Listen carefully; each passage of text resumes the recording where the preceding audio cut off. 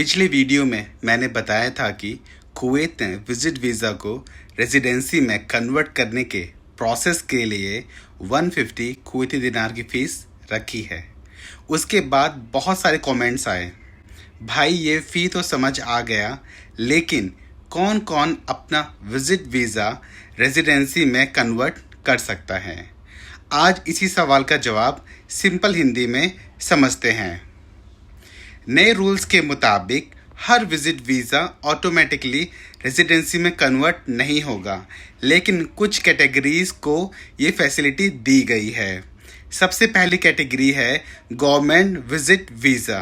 अगर कोई government visit visa पर कुवैत आया है तो कुछ केसेस में उस वीज़ा को रेजिडेंसी में ट्रांसफ़र किया जा सकता है। रिपोर्ट के मुताबिक इस कैटेगरी में यूनिवर्सिटी ग्रेजुएट का भी जिक्र किया गया है। दूसरी कैटेगरी है डोमेस्टिक हेल्पर।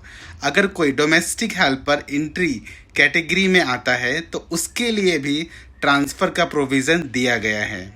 तीसरी कैटेगरी है family visit visa holders. Reports के मुताबिक फैमिली विजिट वीज़ा से भी रेजिडेंसी ट्रांसफ़र की परमिशन दी गई है। और इसके अलावा अथॉरिटीज़ ने ये भी कहा है कि कुछ और केसेस अगर अप्रूवल मिले तो उन्हें भी ट्रांसफ़र की परमिशन दी जा सकती है। आर्टिकल में इन एडिशनल केसेस की डिटेल नहीं दी गई है।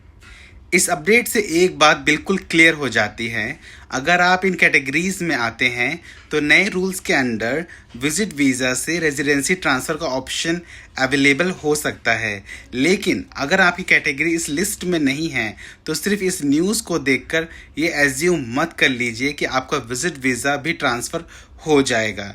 अथॉरिटीज़ हर कैटेगरी के लिए अलग रूल फॉलो करती है। इस आर्टिकल में उनकी डिटेल कंडीशन एक्सप्लेन नहीं की गई है। तो आज की अपडेट का सिंपल समरी, विजिट वीज़ा से रेजिडेंसी ट्रांसफ़र का ऑप्शन हर किसी के लिए नहीं है। रिपोर्ट में government visit visa, domestic helper और फैमिली विजिट वीज़ा होल्डर्स का जिक्र किया गया है, साथ ही कुछ अप्रूव्ड स्पेशल केसेस का भी। और इस ट्रांसफ़र प्रोसेस के लिए 150 कुवैती दिनार की फ़ीस रखी गई है।